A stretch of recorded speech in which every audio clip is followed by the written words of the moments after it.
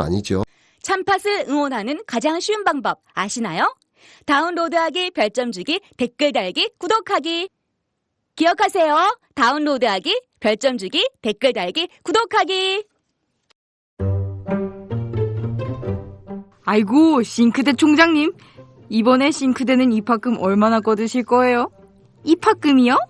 뭐 대충 한 100만 원 받을까요? 세면대는요? 그래요 뭐. 입학금 어디에 쓰라는 법도 없는데 대충 받던 대로 받죠 뭐. 무슨 소리 하시는 거예요? 입학금은 당연히 새내기들이 입학하는 데에만 쓰여야죠. 어머, 누구세요? 우리는 청년 참여연대. 청년 참여연대는 작년 10월에 발족한 참여연대 부설 기관입니다. 청년 참여연대는 지난 1월 전국 34개 대학의 정보공개 청구를 통해 입학금의 산정 근거가 없다는 것을 확인했습니다. 앞으로 저희는 대학이 입학금 실비만을 받을 수 있도록 활동해 나가겠습니다. 청년들의 더 나은 내일을 위해 노력하겠습니다. 참여연대는 정보 지원금을 받지 않습니다. 청년 참여연대 후원회원이 되어주세요. 문의 02-723-4251로 지금 전화주세요. 02-723-4251 02-723-4251 띠링띠링.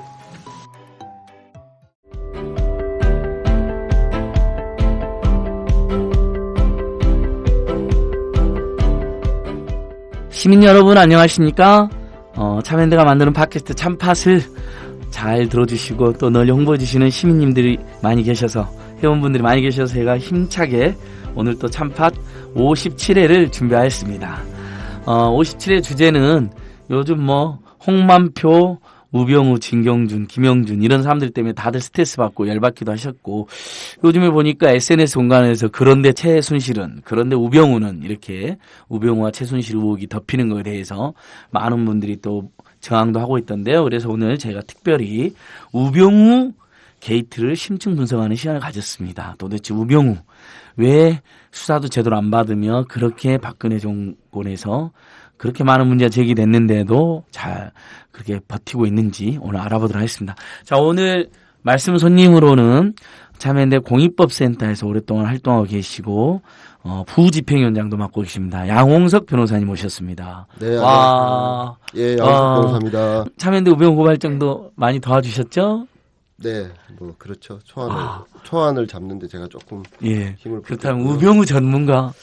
우병우 전문가라고 하기엔 좀 어렵고요. 예. 이제 뭐 우병우가 전문가가 있을 만한 정도의 뭐 거물은 아니기 때문에 저희가 참여연대가 이제 우병우 민정수석에 대해서 관심을 갖고 있는 것은 우병우에 대한 어떤 그 수사나 그리고 언론 보도 자체가 제대로 잘 이루어지지 않고 있다는 데에서 의혹을 갖는 거죠. 그런 어떤 이례적인 상황에 대해서 관심을 갖는 거지. 우병우가 굉장히 대단한 인물이라고 해서 관심을 갖는 건 아니거든요. 그렇습니다. 저는 그렇게 생각합니다. 네. 원래 이제 권력이 많으면 감시나 견제도 많이 받아야 되는 것도 맞지만 사실 뭐 별 문제를 안 저지르고 무난하게 업무를 수행하면 저희가 이렇게 많이 관심을 안 가지게도 되죠. 그러나 끊임없는 의혹과 뭔가를 이상한 짓을 한다 이런 소문이 많으니까. 그리고 몇 가지는 좀 드러나기도 했었죠. 예. 그 뭐 소문이야 뭐 많죠. 좀 이따가 그러면 알겠습니다. 자, 오케이. 저기 참여연대가 고발한 내용이나 의혹은 좀 이따 한번 들어보는 걸 하고. 알겠습니다. 그다음에 또 우리 참여연대에서 사법감시센터 실무를 맡고 있고 검찰개혁의 선봉에 서 있는 우리 김희순 간사님도 자리해 주셨습니다. 네, 안녕하세요. 김희순 간사입니다. 와, 예. 제가 아는 많은 분들은 참여연대가 검찰을 좀 시원하게 개혁 좀 해달라는 이야기를 많이 하는데 굉장히 끈질기게 여러 가지 일을 하고 계시죠? 네, 저희 참여연대가 창립 때부터 사법감시센터를 만들어서 지금 20년 넘게 감시하고 있는데요. 역시나 쉽지 않은 상대인 건 맞는 것 같습니다. 하지만 참여연대는 지속적으로 기록하고 기억하고 또 끈질기게 불독처럼 계속 물고 늘어지려고 합니다. 네. 참여연대 옛날 자료 보면 불독연대 이런 말이 있는데 우리 불독연대 참여연대 김희순 간사님 검찰 정말 우리 국민들이 너무 열받아하는 것 같아요. 제대로 꼭 기억했으면 좋겠는데 오늘 또 제가 여기 방송 준비하면서 들어오면서 보니까 그 이른바 진상 친박 3인방이라고 있었잖아요. 공천에 개입했다는 뭐 경선에 못 나오게 하고 지역구 조정해라 그러고 뭐 내가 형에 대해서 많이 알잖아. 뭐 이렇게 겁들어주고 막 어떤 윤상현, 최경환, 영경환을 검찰이 소환도 안 하고 무혐의 처분했다고 이렇게 뉴스에 나오대요. 그 중에 3명 중에 윤상현만 소환했는데 그것도 비공개로 조용히 소환했다 이렇게 나오던데 일단 뭐 봐주기로 작정한 것 같지 않나 이런 생각을 해봅니다. 자, 양 변호사님 이렇게 네. 우병우 고발도 도와주시고 계속 이렇게 이 상황을 보셨을 텐데 주로 우병우 고발할 때 참여연대 고발한 건 뭐였어요? 예. 그 우병우 고발이 사실은 뭐 저희가 참여연대가 독자적으로 뭔가 조사를 해서 한 것이라기보다는 이미 조선일보나 한겨레에서 보도했던 내용들이 이제 꽤 많이 회자가 되고 예. 매우 구체적으로 보도가 되고 있음에도 불구하고 검찰이 수사에 착수하지 않는 상황을 보고 이제 보도된 내용들 정리를 해서 저희가 고발장 형태로 만든 것이고요. 저희가 이제 뭐 그 과정에서 여러 참여연대에 이제 뭐 제보라 할까요? 정보를 주시는 여러분들도 계시고 네, 그렇죠. 도움을 주시는 분들도 계셔서 사실은 저희가 고발장에 담지 못한 여러 가지 내용들도 알고는 있습니다만은 그런 것들은 수사를 통해서 밝혀질 내용이기 때문에 당연히 그리고 수사만 하면은 밝혀질 내용이기 때문에 저희가 고발장에 담지는 않았습니다. 근데 어쨌든 저희가 이제 그 고발을 하게 된 주된 내용은 이미 조선일보나 한겨레에서 거의 한 달여 동안 보도가 됐던 내용들이기 때문에 아마 국민 여러분들이 다 아실 거고 특히나 참여연대 이 참팟을 들으시는 정치자분들께서는 아마 대부분 다 아실 텐데요. 대체로 이제 그 화성시 동탄면에 있었던 그 우병우 수석 예. 처가 예. 재산과 관련된 의혹 문제 그리고 그 처가재산 관리와 관련해서 여러 이제 뭐 가족 계산을 만들어서 뭐 돈을 갖다가 집행하는 과정에서 뭐 횡령 문제 그리고 그 처가의 그 빌딩 강남역에 있는 빌딩 맨날 그 앞을 지나다니면서도 그것이 그렇게 그 고위공직자의 집안 것인지는 몰랐습니다. 양 변호사님 왔다 갔다 한 건물이군요. 아니 제가 이제 그 앞을 왔다 갔다 하다가 이제 저도 봤는데 그 건물들을 그렇더라고요. 어쨌든 그 건물을 넥슨에서 그 이제 팔겠다고 광고를 했던 것보다 더 비싸게 주고 산 것과 관련된 의혹 뭐 이런 것들이죠. 그리고 우병우 자신이 이제 공직자 이제 윤리위원회에 공직자 재산 등록을 하게 되어 있는데 그 과정에서 이제 차명 재산을 누락했다는 의혹 뭐 이런 것들이 있죠. 사실 의혹이라기보다는 대체로 사실관계가 많이 확인된 부분들이고 그렇죠. 사실관계에 대한 평가 문제, 법리 판단 문제만 남은 부분들이 대부분이지 않나라는 생각이 듭니다. 고발한 제목을 보면 공무집행 방해, 뇌물죄, 업무상 횡령, 조세표탈 혐의, 그 다음에 부인과 처가 식구들 역시 업무상 횡령, 조세표탈, 부동산 등기 특별조치법 위반, 뭐 100% 팩트라고 저희가 이제 주장하는 거니까 혐의 의혹들을 그렇죠. 정리해서 했는데 이거 뭐 검찰이 근데 참여연대 불러서 고발인 조사도 안 한 것 같던데 지금 수사가 어떤 수사에 대해서 평가를 하면 뭐 엊그제 계속 나오는 보도는 뭐 검찰이 아예 봐주기 하는 것 같다, 뭐 혐의로 가닥을 잡았다, 뭐 이런 얘기까지 나오는데요. 그게 이제 이제 우병우 민정수석 같은 경우에는 이제 정부의 고위직에 있는 그렇죠. 아주 중요한 공직을 수행하시는 분이고 하니 이걸 이제 아주 뭐 공개적으로 수사를 하기 어려운 측면이 없지 않아 있을 겁니다. 특히나 이제 검찰 입장에서 현직 민정수석을 바로 대놓고 수사를 하기가 어려운 측면이 있겠습니다만은 어쨌든 수사를 하다 보면은 어떤 방향이 있고 뭐 중간에 결론이 나올 수도 있는데 기자들 통해서 이제 검찰 측에서 검찰 관계자 발로 나오는 얘기들이 우병우에 대해서 처벌하기 좀 어렵다. 뭐 공소시효 문제라든지 이런 부분에 대해서 이제 슬슬 흘리는 기사들이 나오고 있습니다. 근데 그런 부분이 분명히 있을 수도 있습니다. 법리상 판단해서. 근데 검찰이 왜 그런 부분들만 흘리는지 저는 조금 의심스럽고 이것이 이제 우병우에 대한 이제 국민적 스트레스가 많은 상황에서 우병우를 처벌하기 어렵다라는 여론을 한번 툭 던져보고 이것에 대해서 여론이 어떻게 반응하는지를 살펴보는 것이 아닌가라는 생각이 들어서 이건 수사가 아니라 이건 여론을 앞에 두고 여론과 어떤 그 밀고 당기기 하는 것이 아닌가라는 밀당하고 약간 눈치도 보면서. 그렇죠. 예. 그래서 이게 조금 수사는 수사대로 뭐 진행이 되겠습니다만은 수사를 진행하는 과정에서의 그 이제 언론 브리핑이랄지 아니면은 그 이제 일부 이제 혐의 사실과 관련된 보도에 대응하는 검찰의 태도가 조금 이제 공정하다거나 이 사건을 엄정하게 수사하겠다라는 의지가 있는 것으로 보기엔 좀 어렵지 않나라는 생각이 듭니다. 그래서 예. 좀 우려가 되는 것이고요. 예. 그러니까 벌써 지금 몇몇 보도에 의하면 뭐 넥슨하고의 강남 땅 거래는 거의 무혐의로 뭐 가닥을 잡았다는 것처럼 나오고 심지어는 화성 땅 차명 보유 의혹은 뭐 저도 언론 보도를 쭉 봤는데 이건 의혹이 아니라 팩트네 뭐 이런 생각까지 들던데 완전히 근데 그것도 공소시효가 지나서 문제가 아닌 것처럼 또 이렇게 몰아가고 그럼 남은 건 이제 무슨 아들 꽃보직 특혜 뭐 이런 건데 만약에 걸어도 뭐 사소한 거 정도 해가지고 차마 100% 봐주기 어려우면 아주 사소한 거 하나 정도로 이렇게 할 수도 있을 텐데 어쨌든 이 사건의 지금 특별검사팀 수사를 하고 있는 사람이 윤갑근이라는 사람이죠. 특별수사팀장이. 네, 김윤승 관장님. 우병우랑 동기라고 되어 있던데 연수원 동기. 수사 제대로 할거 원래 우병우에 대해서는 특별감찰관 이석수 감찰관이 수사도 했었죠. 수사 의뢰까지 한 거죠 지금. 네, 일단은 윤갑근 특별수사팀장은 대구 고검장인데요. 우병우 특별수사팀 팀장으로 임명될 때부터 논란이 컸습니다. 그렇죠. 예. 왜냐하면 우병우랑 동기이고 또 법무부에서 함께 근무한 경력도 있기 때문에 공정한 수사가 있을 수 있겠느냐 그런 의혹이 많이 있었고요. 그럼에도 불구하고 뭐 함께 일한 경우가 있다는 것만으로 이 사람의 그 임명을 처리할 수 없다라는 게 그쪽 입장이었습니다. 그런데 의혹이 여전히 가시지 않고 이렇게 부실 수사하고 무혐의 처분될 거라는 걸 슬슬 흘리는 걸 보면 이런 불신이 사실로 드러나는 거 아닌가 매우 우려스러운 상황입니다.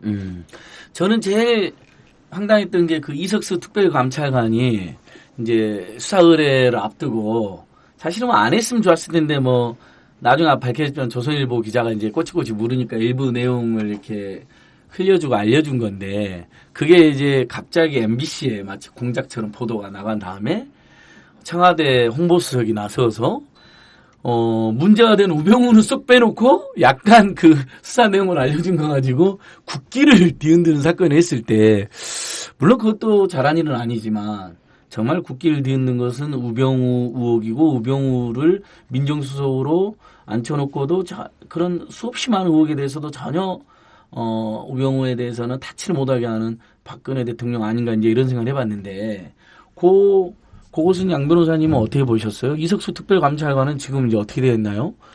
자리를 잃고 네. 실업자가 되어 있나요?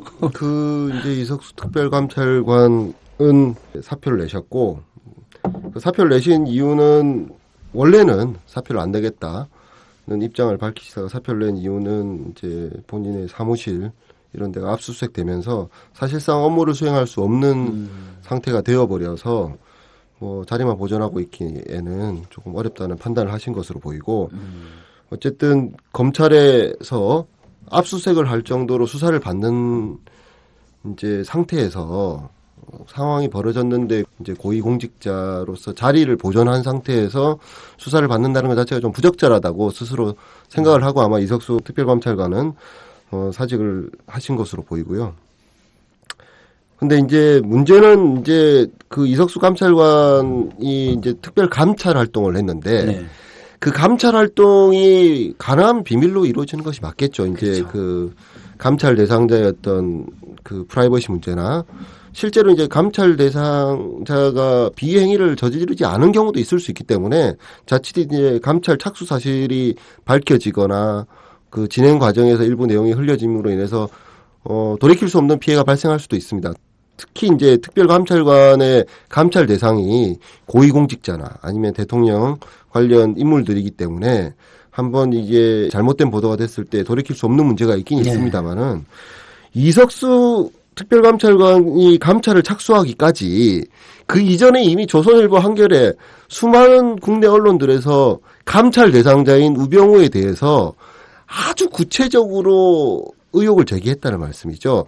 그래서 그 의혹들 중에서 그 전부를 또 감찰한 것도 아니고 그 의혹들 중에서 민정수석 취임한 이후의 의혹 부분만 이제 국한해서 감찰을 한다는 것 자체가 이미 드러나 있는 사실이기 때문에 그것과 관련해서 이제 이제 조선일보 기자하고 통화를 실제 했는지 안 했는지는 저는 모르겠습니다만은 실제 했다 치더라도 그 정도의 내용을 말한 것 자체가 특별감찰관법에서 말하는 감찰 내용을 갖다가 누설했다거나 특히나 이제 국기를 문란 내지는 국기를 뒤흔든 사건으로 규정할 정도의 내용은 아니죠. 예. 오히려 일반 피의자들은 말할 것도 없고요. 예전에 이제 국회의원이나 아니면은 대표적으로 노무현 전 대통령에 대한 수사 과정에서 홍만표 변호사 당시에 이제 그 검사가 했던 그런 어떤 그 수사와 관련된 내용들을 갖다가 슬슬 흘리는 것.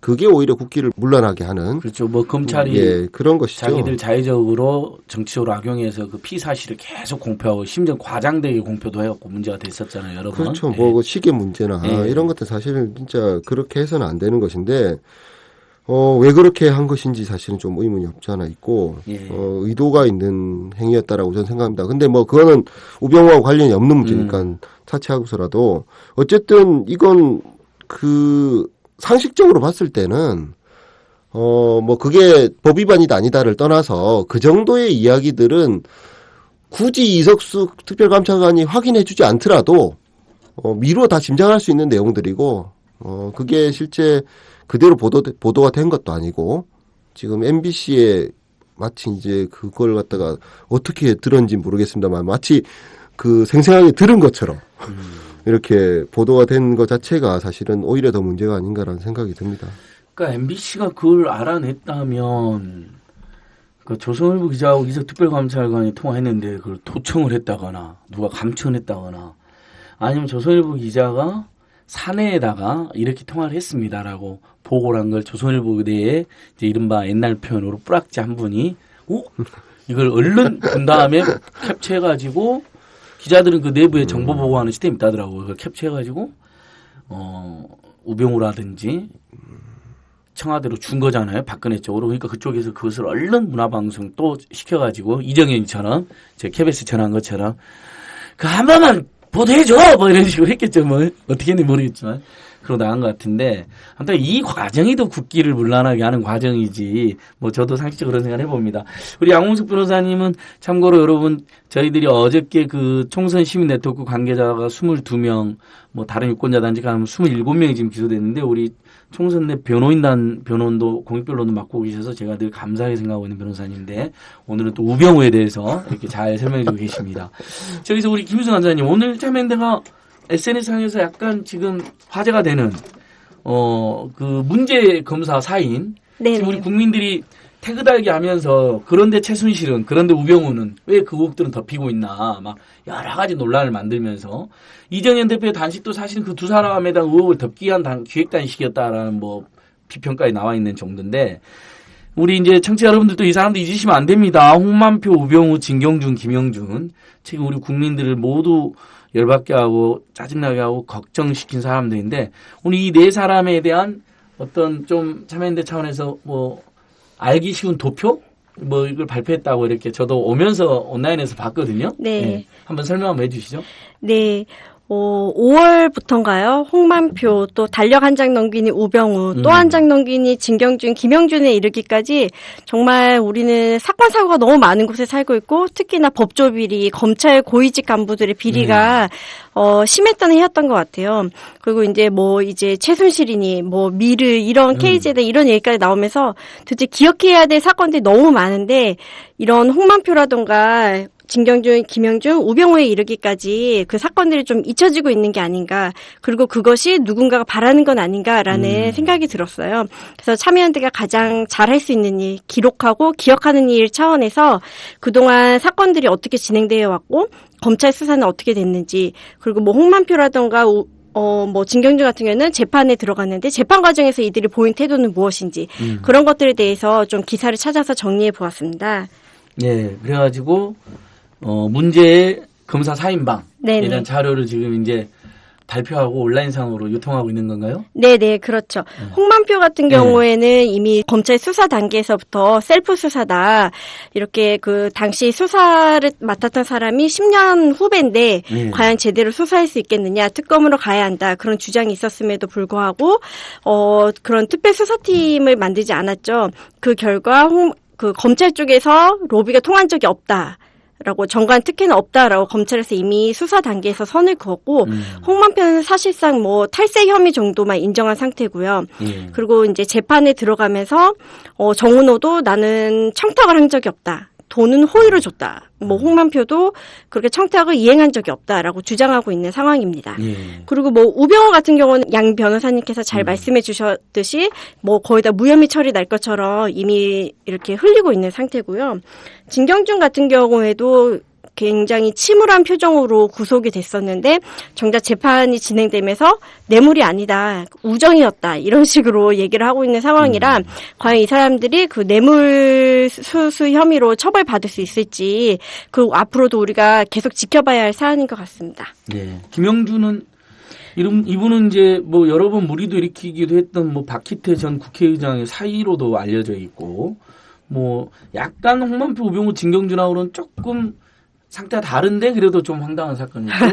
그것도 약간 김영준도 한 번만 설명해 주시면요. 네네. 김영준 부장검사 같은 경우에도 그 사업하는 친구로부터 뭐 큰 돈이라면 서민들한테 큰 돈이긴 한데 뭐 몇백, 뭐 1,000만 원, 700만 원 이런 식으로 푼돈을 뜯어서 이렇게 뭐 내연녀를 스폰해줬다거나 스폰 받은 돈으로 스폰을 또 해주고 이런 식으로 그리고 뭐 향응 접대를 지속적으로 받아온 걸로 보이고요.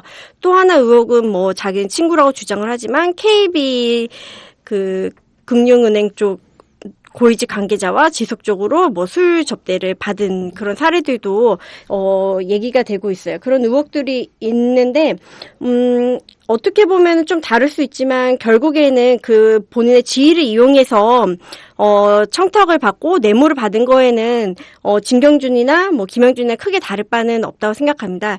근데 한 가지 김영준 경우에는 저희가 그 문제 제기하고 있는 법무부가 검찰에게 장악당하고 있는 그런 문제가 있거든요. 법무부와 검찰이 구분되지 않는 조직으로 지금 거의 가고 있는데, 김영준 같은 경우는 그렇게 법무부 요직으로 파견을 나가서 뭐 이른바 경제통으로 이름을 날린 사람이에요. 그래서 그런 자리에서 금융기관의 고위직 그 사람들과 향응을 받고 검찰 수사 정보를 흘린다거나 그런 식의 그런 본인의 지위를 굉장히 악용한 거죠. 그래서 김영준 같은 경우에는 법무부의 탈검찰화를 해야만 하는 이유를 극명하게 보여준 사례라고 생각을 합니다. 와, 뭐 짧은 시간이지만 그냥 요점을 잘 정리해 주셨네요. 저도 공부가 됐어요. 저만 해도 수없이 많은 이슈 속에 막 파묻혀 있다가 뭐 머릿속에 용산 화상도박장으로 갔다가 갑자기 백남기 추모제로 갔다가 또 갑자기 가습기 살고 있는데 참석 없다니까 어떤 특정 이슈에 대한 정리가 잘 안 되는데 네 분 잘 정리를 해 주셔서 고맙고 우리 시민 여러분들께서도 참여연대 홈페이지나 참여연대 SNS 트윗이라든지 보면 이렇게 제가 잘 이렇게 전파하고 있으니까요. 또 뭐 카카오 스토리 뭐 여러 가지를 통해서 제가 전달하고 있으니까 한번 읽어보시면 내용이 잘 정리가 되어 있습니다. 제가 이제 여기서 김영준이 약간 결이 다르다는 건 뭐 비리의 결이 다르다는 것보다는 홍만표, 우병우, 진경준과의 직접적 관계가 조금 다르다는 취지인데 보니까 홍만표, 우병우는 우리 여기 거기도 정리가 잘 돼 있는데 그 이른바 정말 문제 많았던 노무현 전 대통령 수사를 같이 한 사이이고 요건 이 사람도 인정했고 경향신문에도 크게 나왔는데 이른바 그 문제가 됐던 불법 다단계 수신업체 도나도나 변론도 같이 하고 뭐 거기서 수임료도 축소 신고했다는 의혹도 있고 아니면 아예 등록을 안 하고 이렇게 변호했다는 의혹도 있는 그래서 홍만표 우병우는 그렇게도 또 엮이고 그 다음에 또 우병우하고 진경준은 넥슨 땅으로 특혜를 주었다는 것으로 또 엮여 있고 그 뭐 이런 상태인데요. 그 홍만표 이야기 우리 김윤선 원장님 하셔서 그런데 탈세만 이야기한다는 건데 사실은 국민들은 뭐 탈세도 해봤지만 뭐 1년에 100억 가까이를 벌었다면 정관 예우가 아니라 전관 특혜 비리를 행사를 하고 그러니까 뭔가 통하니까 또 의뢰인들 또 엄청 갖다 준 거 아니야 이렇게 생각할 수밖에 없잖아요. 양 변호사님 어떻게 보십니까? 같은 변호사로서 이거 1년에 100억 이거 가능한 겁니까? 가까이 이거. 100년에 100억도 쉽지 않은 분들이 많죠. 그러니까요. 예. 예. 근데 이제 홍만표 변호사의 이제 수임료 문제는 사실은 좀 이제 저 개인적으로는 이제 그 정도 수사 경력이나 이제 공직에서의 그 업무 처리 경험이 있는 분들이 일반적인 변호사보다 수임료를 좀 많이 받을 수는 있겠다는 생각이 듭니다. 예, 근데 예. 1년에 100억은 과연 이제 그분이 어떤 식으로 사건을 얼마나 많이 수임을 했는지 제가 구체적으로 모르기 때문에 뭐라고 평가하기는 좀 어렵습니다만은 어쨌든 많죠. 많죠. 근데 홍만표 변호사는 뭐 일을 잘하기로 어쨌든 소문이 나 있었고, 홍만표 변호사를 선임할 수 있는 정도의 사람들에게는 홍만표 변호사가 나름대로 유용한 수단이었기 때문에 돈을 줬을 겁니다. 그런 사람들이 돈을 갖다가 1원 한 장도 그냥 주질 않거든요. 그렇죠. 오히려 이제 저 같은 분들을 찾아오시는 분들이 후하게 본인들 사정에 비해서 후하게 수임료를 주시려고 하는 거지. 대기업 회장들 그리고 힘 있는 사람들이 단돈 1원 한 장 그냥 주지 않습니다. 홍만표 변호사는 그 사람들에게 능력이 있는 사람이라고 인정받았던 것이고 그렇기 때문에 1억도 받고 2억도 받고 2억을 줄 때는 홍만표 변호사가 2억 원의 어떤 가치를 한다라고 충분히 그 사람들은 믿었고 검증이 됐기 때문에 줬다는 것이죠. 근데 단순히 그것이 법적인 지식 내지는 법조 경륜, 경험만으로 2억 원을 받을 수 있느냐를 따져보면은 제 생각에는 그건 좀 아니다라는 생각이 듭니다. 예. 물론 법리 판단이나 이런 것들이 굉장히 홍만표 변호사는 굉장히 훌륭한 변호사예요. 그러니까 변호사로 보자면은 법적인 어떤 지식이나 경험은 굉장히 훌륭한 분이기 때문에 그건 잘하셨을 거예요. 근데 그것만 보고 그 사람들이 2억 원을 주진 않았을 거고 클라이언트들이 그렇죠. 홍만표 변호사도 그것만 가지고 2억 원을 내가 받겠다라고 하진 않았을 겁니다. 플러스 알파가 문제가 있는데 그것이 실제로 작동하는 구조인지 아닌지는 모르겠으나 소위 말해서 정관예우라는 이름으로 우리 사회에 오랫동안 폐습으로 남아있던 것들이 이제 홍만표라는 사람을 통해서 이제 드러난 것인데요. 아주 극명하게. 그게 이제 어떤 특정 그 검찰이나 법원에 계시던 분들이 고위직에 계시던 분들이 나와서 사업을 할 때에 우리 사회의 그 폐습이 비즈니스 모델의 하나로 결합되는 것 자체가 굉장히 좀 문제가 있다는 생각이 듭니다. 그래서 100억 여부가 100억이 많니 적니 뭐 정관 변호사가 50억 받으면 뭐 그게 적다라고 하겠습니까? 10억 받으면은 그분이 청렴하다고 하겠습니까? 어떤 사건에서 얼마를 받았는지가 사실 중요하고 몇 건을 처리했는지 어떤 활동을 했는지가 사실 중요하겠죠. 근데 그걸 떠나서 홍만표 변호사가 100억 받았다는 것 자체는 어쨌든 일반인의 관점에서 볼 때, 그 다음에 저 같은 이제 일반 법조인의 관점에서 볼 때 어쨌든 많다라는 생각이 들기 때문에 이번을 계기로 해서 이런 폐습이 누군가의 돈벌이 수단으로 활용되고 있고 그 돈벌이 수단으로 활용되는 것을 수수방관하는데 검찰이나 법원이 일정 부분 협조 내지는 방조하고 있다는 것 자체가 이 사건의 가장 핵심적인 문제가 아닌가라는 생각이 듭니다. 예. 그런 측면이 좀 있고요. 우병우 문제도 사실은 우병우 수석 자체가 뭐 대단히 뭐 파렴치한 범죄 행위를 저질렀다기보다는 우병우 수석이나 우병우 처가의 이제 행위 자체는 그동안 우리 사회에서 돈 있는 사람들, 권력 있는 사람들, 힘 있는 사람들이 늘상 해왔던 방식이거든요. 차명으로 농지를 갖다가 뭐 사고 팔고 그다음에 사업을 갖다가 페이퍼 컴퍼니 만들어서 하고 그다음에 회사 이름으로 자동차 여러 대 사서 가족들이 생활하는 데 쓰고 그렇죠. 회사 돈 횡령이죠. 일종의 횡령인데 그렇죠. 그렇게 막 해버리고 그런 것들 자체가 일상적으로 이루어져 왔거든요. 우병우뿐만 아니라 지금 털어보면은 아마 이런 것들이 뭐 수없이 많을 겁니다. 근데 이런 문제에 대해서 우리 사회가 그리고 특히나 이제 법을 다루는 조직이나 기관에서 대응하는 태도 자체가 이것이 별거 아닌 거 아니냐. 이런 식으로 해버리면은 법 자체가 작동하기 어렵죠. 규범력을 갖다 스스로 떨어뜨리는 것이고, 그 법이 일반인에게는 가혹한데 권력자 내지는 힘 있는 사람들에게는 이렇게 작동할 수도 있겠구나라는 모습을 보여주면서 이제 우리 사회의 전반적인 어떤 법에 대한 신뢰도 내지는 사법에 대한 어떤 불신을 조장할 수 있는 것이라는 생각이 들어서 우병우 문제는 단순히 우병우 개인의 문제가 아니라 실제로 수사를 엄정하게 해서 진짜 뭐 어떤 부분은 공소시효가 완성됐으니까 공소권 없으면 할 수도 있고 어떤 부분은 증거가 없어서 무혐의 처분할 수도 있습니다. 근데 그런 어떤 사법 시스템이 제대로 작동할 수 있다는 어떤 믿음을 보여줄 수 있는 계기로 만들어야지 검찰이 슬슬슬 뭐 정보 흘리면서 여론 떠가면서 이렇게 할 수사는 아니라는 생각이 듭니다. 네. 그렇죠. 그러니까 우리가 뭐 한 20가지 의혹을 제기했는데 그중에 한 2개는 이제 예전에도 저희들 경우 보면 알고 봤더니 좀 뭐 잘못 알려진 경우도 있을 수 있고 또는 문제는 문제인데 법률의 처벌 근거가 없는 경우도 있을 수 있고 그래서 그런 부분은 충분히 있을 수 있다고 생각하고 근데 다음 이제 홍만표에서는 양 변호사님 말씀 잘해 주셨는데 분명히 능력으로만 받은 게 아니라는 게 핵심인 거죠. 그러니까 정관 특혜란 말, 정관 특혜, 정관 예우란 제가 특히 정관 예우란 말을 이제 없앴잖아요. 정관 비리다.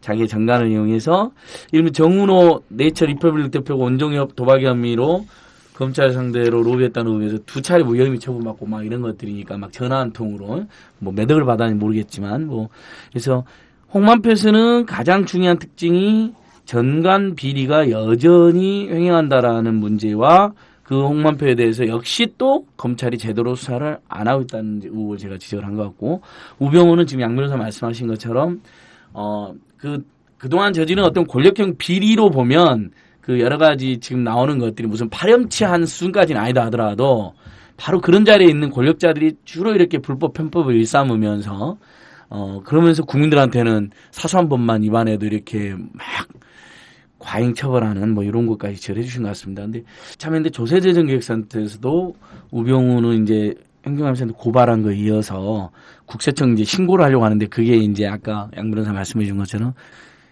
가족회사 만들어가지고 사실 회사의 핸드폰, 회사의 차량을 이 회사의 구성원이 아닌 식구들이 마음대로 쓰고 다니는 거니까 이것은 비용 처리했으면 탈세가 될 것이고 그 다음에 이제 엄정하게도 회사 재산을 가져간 거니까 횡령이 된다라는 부분도 이제 제가 문제 제기를 한 것 같습니다. 이제 이런 계속 그다음에 아들 병역 특혜국 같은 경우도 평범하게 군대 갔다 온 사람들 입장에서는 열받죠. 뭐 요것은 코너링이 좋아서라는 지금 굉장히 거의 뭐 올해 가장 유명한 단어 하나 남겼잖아요.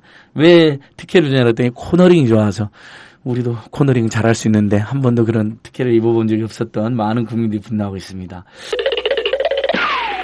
자, 결국 이렇게 홍만표, 우병우, 진경준, 김영준 이렇게 수사는 받지만 제대로 수사를 안 되고 있다는 게 다시 확인됐는데 김현수 선생님 결국은 참여연대에서 파가고 있는 문제점 그러니까 검찰들이 이렇게 자꾸 비리가 생기는지하고 이렇게 검찰 비리 생기고 무슨 민정수석 이런 사람들 비리 저지르고 그러면 고위공직자들 살아있는 권력은 수사 못하잖아요. 그러면 역시 고위공직자 비리수사처럼 이런 게 필요하다라는 저희들의 호소가 굉장히 설득이 있을 것 같은데 어떻습니까? 우리 사법감시센터에서 계속 요즘에 입장을 내고 있잖아요. 이렇게 검사들이 고위검사들이 특히 이렇게 비리를 계속 저지르는 그런 구조. 그 다음에 이런 사람들이 뿌리 뽑으려면 어떻게 해야 되는지 한번.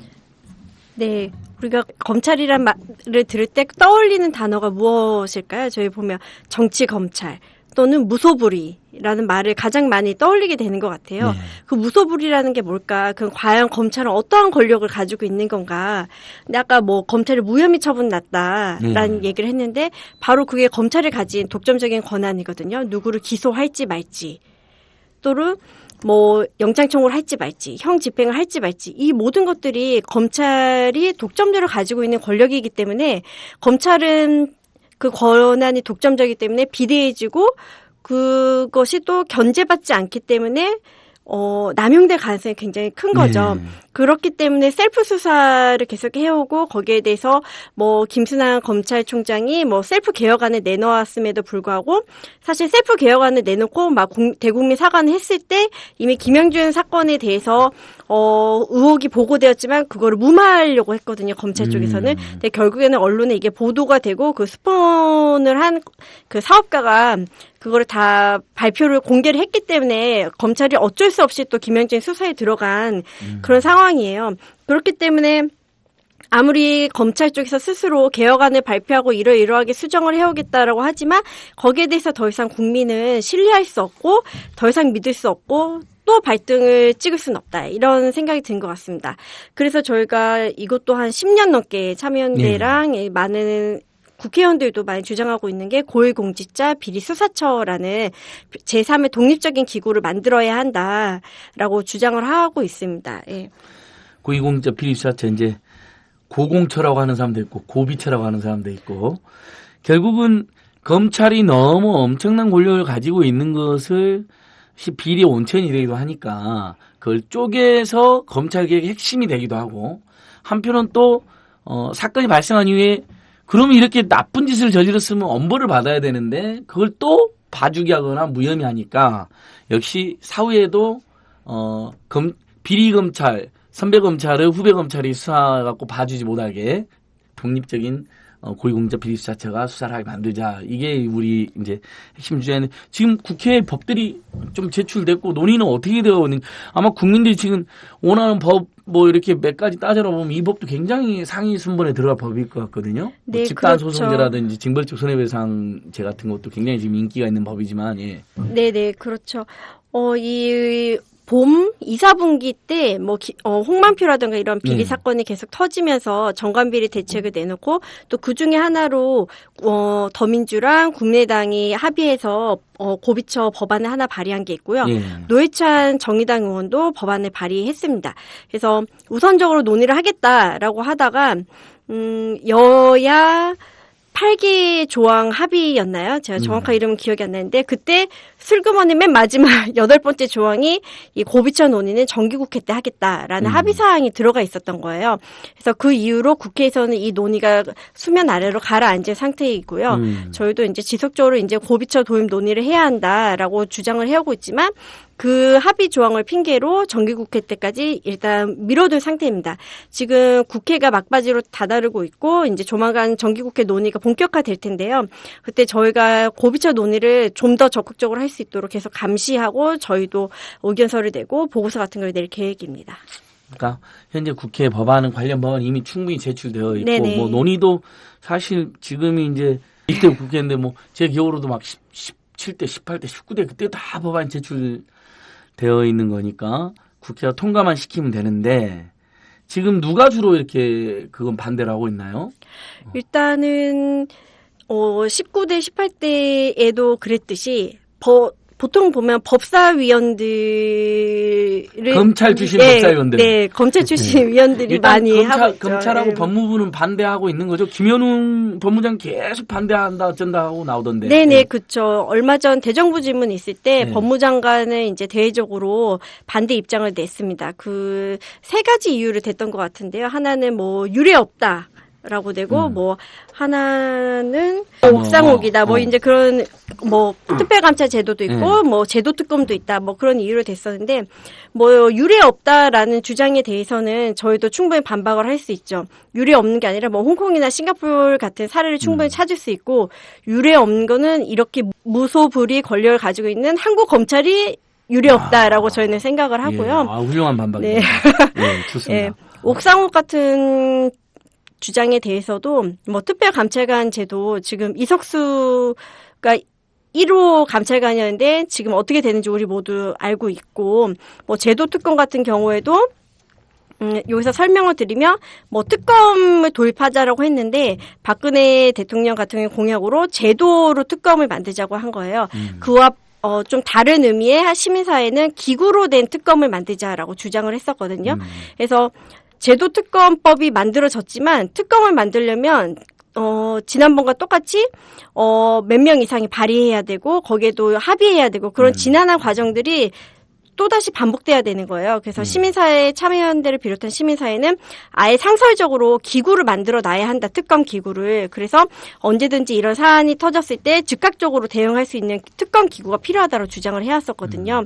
그렇기 때문에 제도특검이라던가 특별감찰관 제도가 제대로 작동하지 않고 있기 때문에 옥상옥이라고 주장하는 거는 저희는 좀 납득하기 어렵다라고 생각을 합니다. 그러니까 특별감찰관은 무슨 수사권, 기소권도 없었고 이번에도 보니까 저기 겨우 알아내가지고 그 대화 내용도 보면 우병우가 막 저쪽에서 저항이 심하다 뭐 압박이 심하다 했는데 겨우 알아내서 한 게 수사 의뢰 정도밖에 못한 거잖아요. 수사도 못하고 본인이 수사도 못해. 이게 무슨 수사권도 없고 실효성이 기소권도 있으며 없죠. 기소권도 없고 거기다가 대통령이 마음에 안 드는데 가만히 있어 그러니까 아무것도 못하는 그런 꼴이 드러났고 그다음에 제도 특검만 해도 일단 박근혜 정부 들어서 특검이 하나도 안 된 것 같은데요. 네네, 예. 그러니까 아직 없습니다. 예, 새누리당 반대면 안 돼버리니까 어차피 안 되고 있는 거잖아요. 그러니까 그것도 문제라는 게 다시 드러났고 결국은 이제 고위공직 비리 수사처로 가서 제대로 독립적으로 영국도 저희번에 가습기 살균 참사 때문에 저희가 영국 분들이랑 오갔는데 중대 비리 수사청이 따로 있더라고요. 네, 그렇죠. 그래서 저희가 그 옥시 본사가 레킷뱅키였는데요. 이번에 피해자들이랑 우리 민변에 또 그 국제 활동하는 변호사님들이 연합해가지고 중대 범죄 수사청에 고발했어요. 레킷뱅키죠. 그래갖고 영국도 또 별도의 그런 기구가 있다는 걸 제가 확인했거든요. 그러니까 유리없다는 건 아닌 거짓말인데 아무튼 양 변호사님께서도 이제 오랫동안 이제 고용법센터 활동도 하시고 그랬는데 검찰 이거 어떻게 해야 될까요? 뭐 오늘 우병우 이야기를 하다 보면 우병우가 또 검찰 출신이고 우병우가 또 검찰로 또 지금 수사를 봐주시고 받고 있으니 검찰이 안 할래 안 할 수가 없잖아요. 그렇죠. 우병우 수석에 대해서 제기되고 있는 의혹은 사실 아무것도 아닐 수도 있어요. 그러니까 아무것도 아닌 게 죄가 안 된다는 것이 아니라 그냥 일반적인 수준이에요. 우리 사회에 그 힘 있는 사람들이 갖고 있는 늘상 갖고 있었던 문제 정도입니다.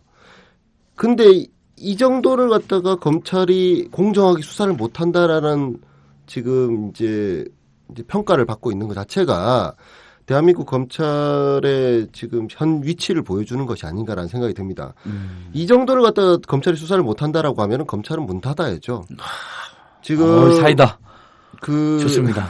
그러게요. 아니 우병우가 도대체 뭐길래 박근혜가 그렇게 싸고 돌면 저도 한마디 할게요. 도대체 이렇게 싸고 돌고 검찰을 이렇게 꼼짝 못하는 건지 저는 이해가 안 되네요. 저도. 아니 이제 검사들이 일선에 있는 검사들 만나서 얘기를 들어보고 저희도 이제 검찰 그다음에 검찰 공무원들이나 아니면 검사들을 접하다 보면은 대부분의 검사들은 사실은 이제 굉장히 그 과도한 업무에 시달리고 있고 늘 공정하게 자기가 사건을 처리하고 있는지 고민하면서 사건을 처리하려고 노력하고 있어요. 그게 이제 개별적으로는 뭐 마음에 들지 않고 뭐 조금 문제가 있다라고 비판을 할 수 있겠지만 어쨌든 전체적으로 어쨌든 노력하는 모습 자체가 보이는데 일부 이런 그 권력형 비리 사건들 아니면은 재벌에 대한 수사나 아니면은 뭔가 어디선가 기술이 들어가거나 아니면 어디선가 압력이 들어간 사건들을 수사하는 데 있어서는 왜 검찰이 일반인들 그 철제 의자에 앉혀놓고 그 호통칠 때 그런 정도의 기계가 보이지 않냐는 말씀을 제가 드리는 것이고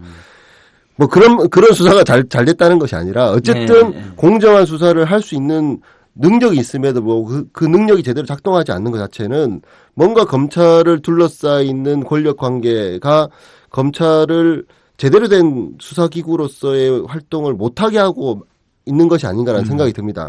근데 그것을 풀어나가는 것은 제일 먼저 검찰 스스로 해야 될 부분인데 저희가 이제 뭐 셀프 조사다, 셀프 개혁이다 이런 말들을 많이 하지만 사실은 셀프 개혁을 제일 먼저 해보고 안 되면은 외부에서 칼을 대는 거죠.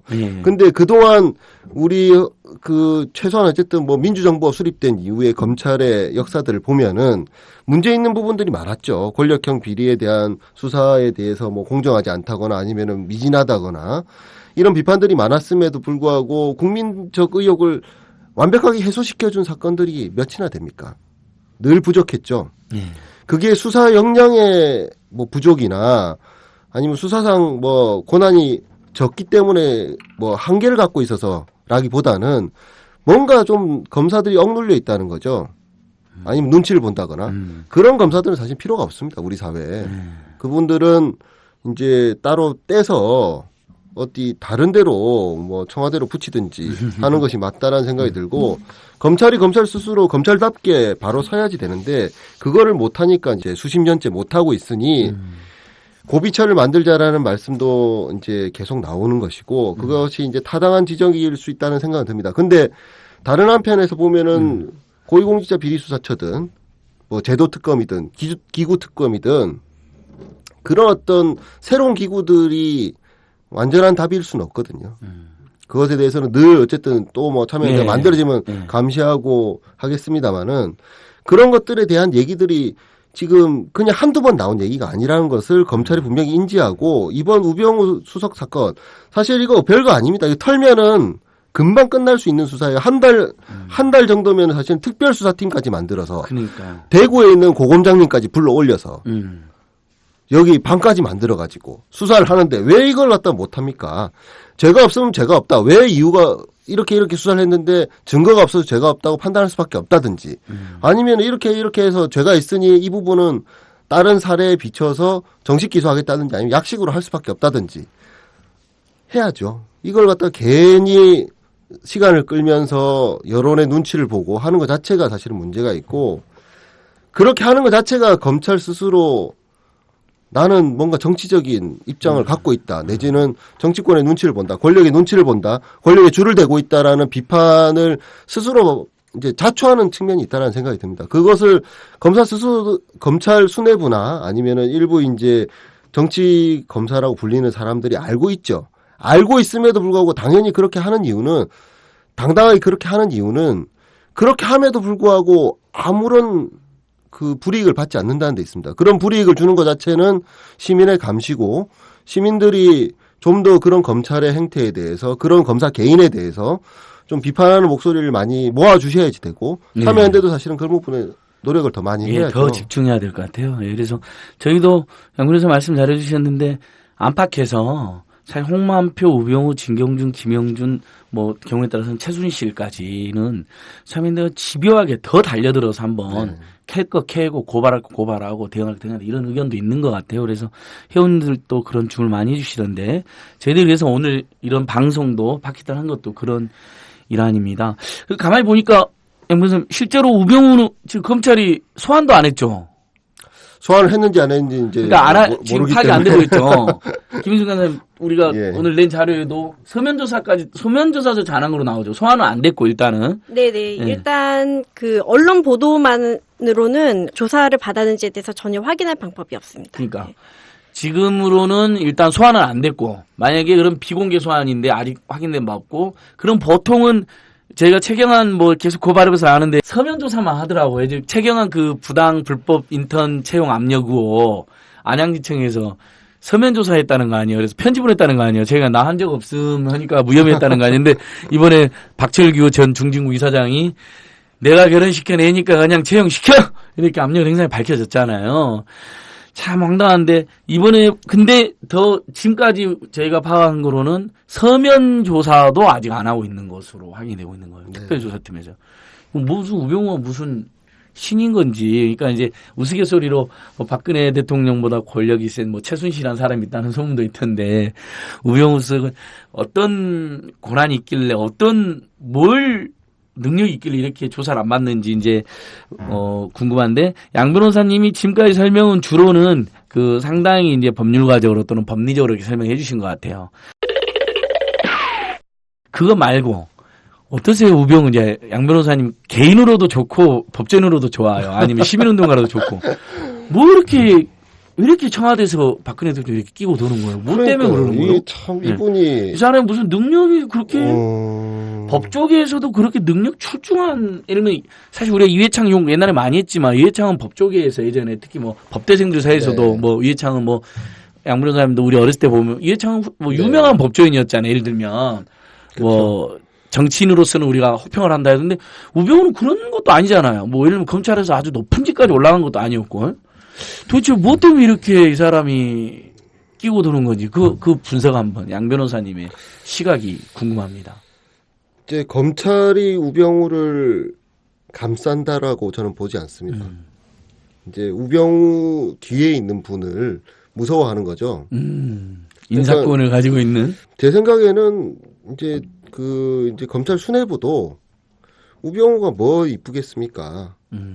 이런 정도의 문제가 있는 사람은 빨리 수사해서 빨리 털어버리는 게 지금 안 그래도 고위직에 있었던 검사들, 검사 출신들, 그다음에 현직 검사들이 뭐 비리 문제로 자꾸 이제 검사가 무슨 이렇게 그 생계형 범죄를 저지르냐, 무슨 양아치도 아니고 이런 비판을 받는데 우병우까지 지금 이렇게 무슨 그 가족회사 만들어서 거기서 이제 그 그러니까, 차 리스 해가지고 차 타고 다니고 이게 뭐 하는 짓거리입니까? 핸드폰을 왜 회사 핸드폰으로 쓰고 그러니까요. 회사 직원도 아닌데. 그러니까요. 근데 이분은 더 그리고 먹어도 이런 되잖아요. 짓거리를 하면은 자기가 이런 민정수석 이런 자리에 나가면 안 되죠. 민정비서관 같은 건 나가면 안 되죠. 그러니까 민정수석 민정비서관이 이른바 공직자들이라든지 정권 핵심 인사들의 감찰하는 역할을 일상적으로 하는 역할이잖아요. 그러니까요. 그렇죠? 그러니까 본인이 뭐 이런 식으로 하니까 이런 부분을 더 잘 아니까 더 감찰을 잘 할 수 있겠습니다만은 그러니까 본인이 이렇게 흠이 있는 분들은 그러니까 이걸 갖다가 지금 왜 이런 분들이 스스로 공직을 갖다가 사양하지 않는지 저는 그것 자체가 사실은 조금 의문스럽고 우리나라에서 이제 고위공직자가 되려면은 일단은 군대를 갖다가 안 가야 되고 그다음에 이런 비리가 좀 있어야 되고 집안의 재산도 좀 있어야 되고 이렇게 되는데 정상적으로 이 작동하는 이 국가 시스템이 이게 전과자가 대통령이 된 다음부터 거의 이제 모든 가능성이 열려 있는 거죠. 전과자가 대통령이 되더니만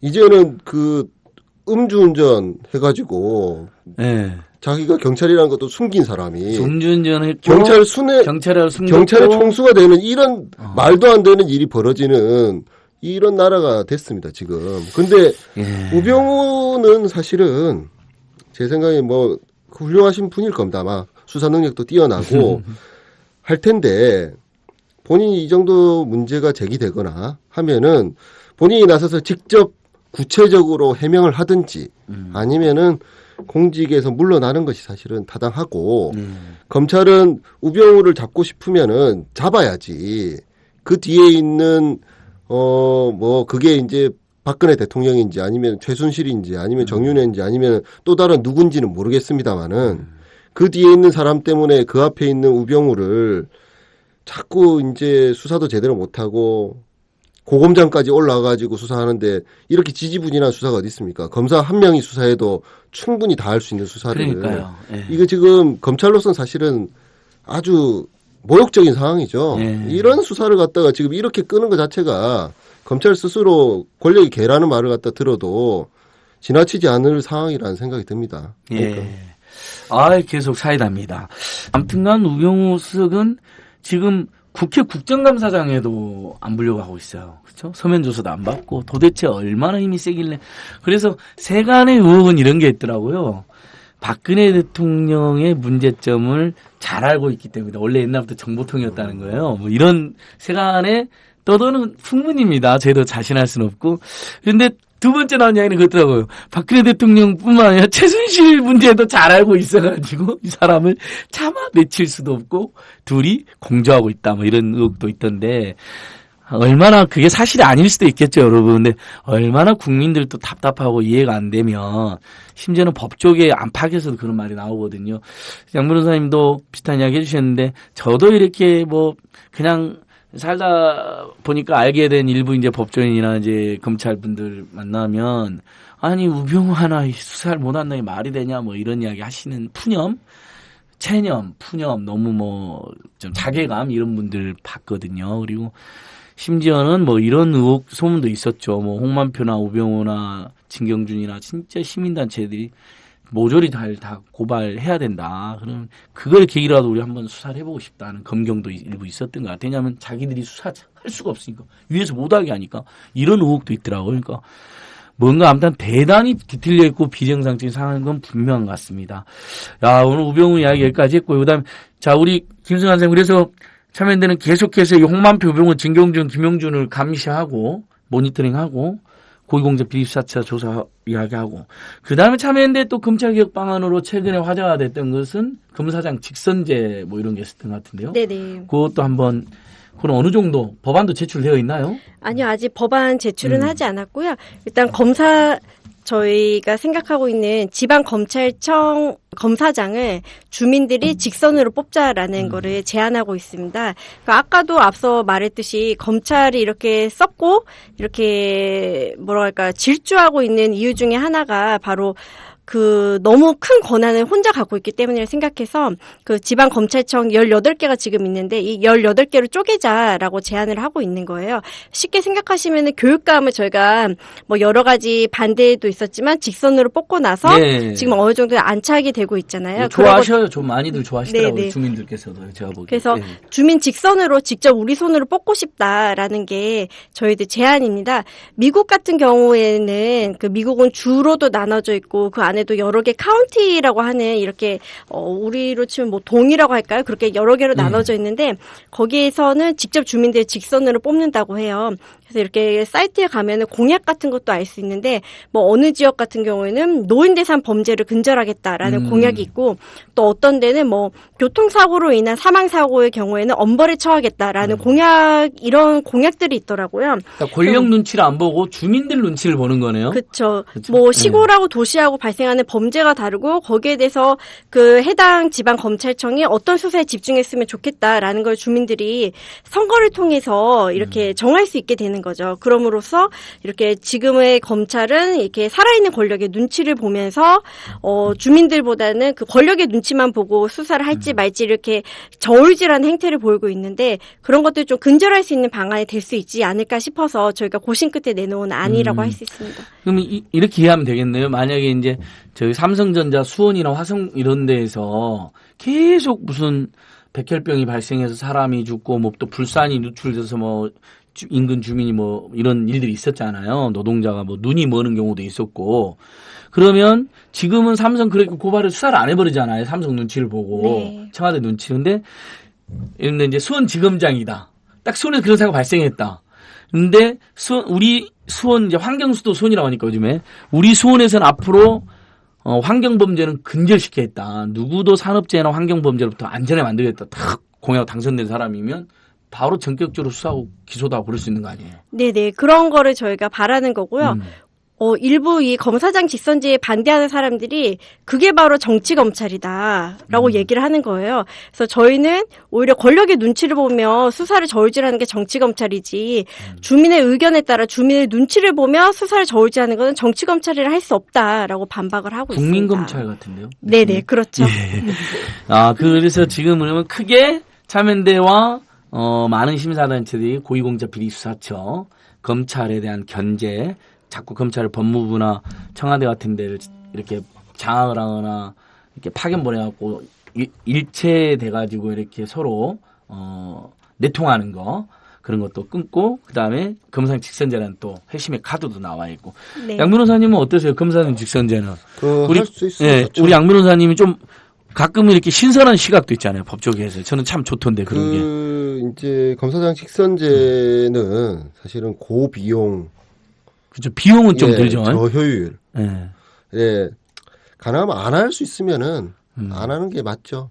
왜냐하면은 이제 그 자체가 갖고 있는 문제점도 분명히 있으니까요. 있을 수 있죠. 미국적 상황, 미국의 특성상 이제 그 제도가 이제 제대로 이제 운영이 되는 측면이 있으니까 우리나라의 법 문화에 맞지 않는 측면이 있습니다. 근데 지금 간사님 말씀하셨다시피 그 지역에 맞는 어떤 그 수사가 필요한 상황이 있을 수도 있고 여러 가지 특성이 있을 수도 있는데 이제 그걸 제대로 안 하고 있다는 거죠. 지금 검찰이.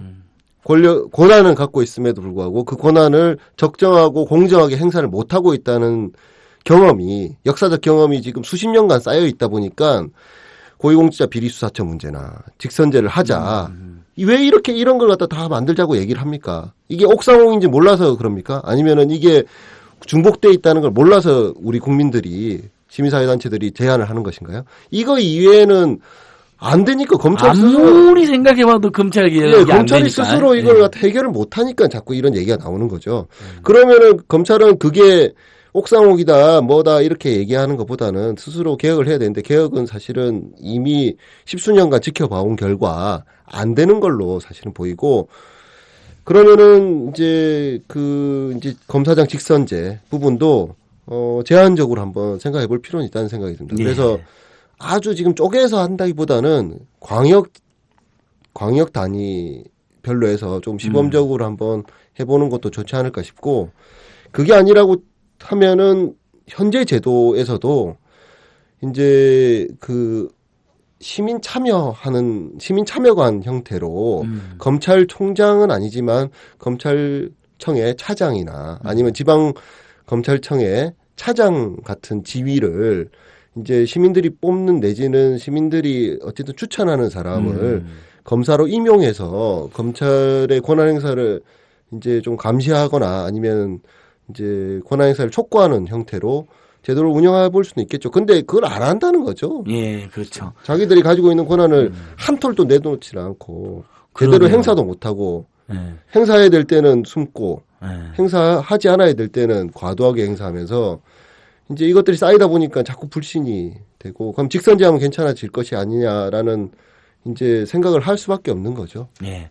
그럼 평소 우리 양 변호사님이 검찰에 대해서 이렇게 막 대노하신 것에 비해서는 오늘 너무 좀 점잖게 표현하시고 그래도 사이다였어요. 시원하긴 했는데 우리는 막 조금 더 검찰 생각하면 조금 더 심한 막 욕도 해주고 싶잖아요. 이런 강아지 같은 놈들 막 이런 거 저는 막 그런 생각이 들어요. 막 아니 전 뭐 하루에도 몇 번씩 욕이 나오더라고요. 하는 거 보면. 그런 경우도 있죠. 근데 이제 예. 저는 이제 법원이나 예.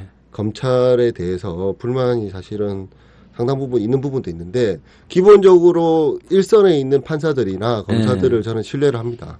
신뢰를 하고 그들이 어쨌든 공정하게 업무를 처리해 줄 것이다라는 믿음이 있기 때문에 제가 그래도 이 변호사를 하는 거지. 만약에 그 사람들이 뭐 지멋대로 할 것 같다.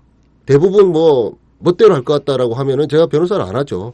그냥 제가 변호사를 안 하고 다른 형태의 일을 하지. 해결사를 해야죠. 예, 뭐 다른 법원, 뭐 검찰에 그렇죠. 가끔 뭐 이렇게 뭐 뒤로 뭔가 그렇죠. 하든지 맞습니다. 이런 사람을 해야 되는데 제가 그래도 변호사를 하는 것은 그런 어떤 조직에 대한 기본적인 신뢰가 있기 때문인데 그런 신뢰를 자꾸 한 줌도 안 되는 정치 검찰이라 불리는 사람들, 검사라 불리는 사람들, 권력의 눈치만 보는 사람들, 권력에 조아리는 사람들이 자꾸 그런 신뢰를 갖다가 깨버리니까 그게 안타까운 거죠. 네. 예, 오늘 또 이야기하다 보니까 어느덧 60여 분 이야기를 해왔는데요. 우병우는 국정감사에도 안 불려나가고 검찰의 서면조사도 받지 않는 것으로 지금 확인 또는 추정되고 있습니다. 어찌 이런 일이 있을 수 있는 것인지. 그리고 지금 검찰의 하는 행태를 봐서 분명히 뭐 대부분 무혐의하고 아주 경미한 거 하나 이렇게 기소한다거나 뭐 이런 식으로 끝날 가능성이 높은데 참여연대에서는 그렇게 되면 우병우에 대한 특검 당장은 고위공직 비리조사가 안 되면 특별검사를 우리가 요구해야 될 상황인 거죠. 공소시효 남아있는 것들에 대해서 다시 특별검사를 해라 이런 거. 네, 예. 그렇죠. 예, 저희들이 할 수 있는 거는 다 찾아서 해보려고 예. 합니다. 맞습니다.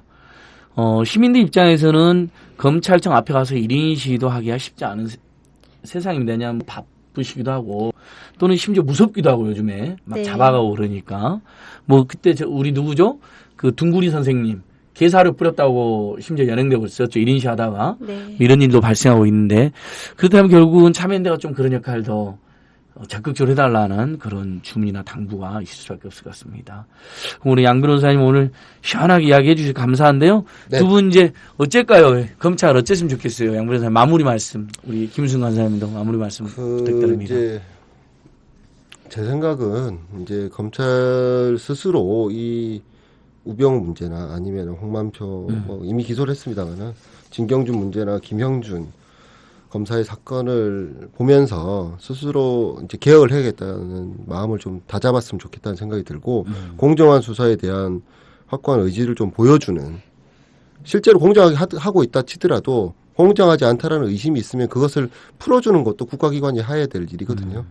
그렇게 조금 적극적인 모습을 좀 보여줬으면 좋겠다는 생각이 들고 고위공직자 비리수사처 문제나 검사장 직선제 문제에 대해서도 이제 뭐 결국에는 국회에서 풀어가야 될 문제입니다만은 그런 문제에 대해서 그냥 검찰이나 법무부가 그건 안 된다, 말이 안 된다, 뭐 전례가 없다, 아니 우리한테 맞지가 않다 이런 주장을 하시기에 앞서서 왜 그런 주장들이 그런 제도들이 제한되는지를 좀 곱씹으셔서 그것들이 필요가 없다라는 설명을 스스로 하기 위해서 어떤 개혁안을 만들어야 될지 고민해 보시기를 저는 기대합니다. 네. 네. 양 변호사님이 마지막까지 굉장히 검찰에 대해서 중요한 충고를 해주셨어요. 검사들이 이 방송을 좀 들어야 될 텐데 나름대로 애정과 신뢰까지 깔고 이렇게 무게 있게 충고를 해주신 거라면 정말 가슴 아프게 듣고 수용해야 될 텐데 팟캐스트 자체를 잘 모르더라고 검찰이. 네. 경무에 시달리는 것도 있고 이런 좀 들판의 목소리를 잘 안 듣는 거죠. 소수 정의 권력형 목소리만 자주 듣고 이것도 문제인 것 같아요. 예, 김희수 간사님. 네, 저는 제가 요즘 하고 있는 일 중에 하나가 2017년 검찰 보고서 만들 준비를 하고 있어요. 아시는 분은 아시겠지만 참여연대가 이명박 정부 5년 동안의 그 검찰의 행태에 대한 보고서를 만들었고, 매년 네, 이명박 박근혜 정부 들어와서는 매년 지금 만들고 예. 있어요. 그래서 내년 거를 만들 준비를 지금부터 하고 있는데, 그 검찰 보고서에 이름이 올라야지 승진을 한다라는 웃지 못할 그런 얘기가 있다라고 합니다. 그러니까 참여연대가 비판하고 나쁜 놈이라고 지목한 네. 변호사들이 오히려 정권에 충성을 다했다는 표시가 돼서 승진하고 있다. 네네. 이런 말이 나온다는 것 자체에 대해서 검찰이 얼마나 그 오욕스럽게 생각해야 할지 그렇게 생각을 하는데요. 저희가 시민들이 더 기억하고 기록하고 감시해서 검찰 보고서가 국민들의 데스노트라는 거를 좀 검찰들이 명심했으면 좋겠습니다. 아, 승진부가 아니라 데스노트다. 오늘 뭐 마지막까지 좋은 말씀들이 많이 나왔습니다. 예, 참팟을 늘 애청해주신 시민 여러분, 또 참여대원 여러분, 또 애청자 여러분, 이렇게 또 한 65분 가까이 해봤는데, 우리 양홍석 변호사님, 김희순 간사님 잘 기억해 주십시오. 아주 앞으로도 좋은 일을 많이, 특히 검찰 개혁, 또 공익법, 운동, 이런 분야에서 아주 계속 열심히 해주실 분들이거든요. 그래서 오늘 제가 우병우와 검찰 문제, 이렇게 65분 다루기에는 아주 무거운 주제였습니다. 나중에 또 기회가 되면, 이렇게, 우병우 특히 무혐의가 된다든지 이런 여러 가지 상황에 따라서 우병우에 대해서 기사만 전문적으로 쏘신 분들이 또 있더라고요. 제가 파악해 보니까 한겨레신문에도 최현중 기자나 서영지 기자, 경향신문에도 홍재용 기자 이런 분들이 있던데 그분들도 한번 제가 한번 초대해 볼 생각이 있고 어쨌든 조국 교수님은 다시 한번 초대하기로 했으니까 제가 약속을 지키기 위해서 계속 노력을 해보겠습니다. 예, 오늘 잘 들어주셔서 감사하고요. 참여연대는 사법개혁, 검찰개혁 위해서 열심히 활동하겠습니다. 고맙습니다. 고맙습니다. 고맙습니다. 안녕하세요. 아카데미 느티나무 강좌를 7년째 듣고 있는 70살 넘은 할머니 정애자예요. 저에게 아카데미 느티나무는 새로운 배움터입니다. 배움을 통해 행동하는 시민의 발걸음에 동참하고 있다는 것이 뿌듯하답니다. 즐거움과 나눔, 웃음과 실천이 있는 배움의 공간, 아카데미 느티나무에서 뵐 수 있기를 기대합니다. 참, 아카데미 느티나무는 참여연대 부설 시민교육기관입니다.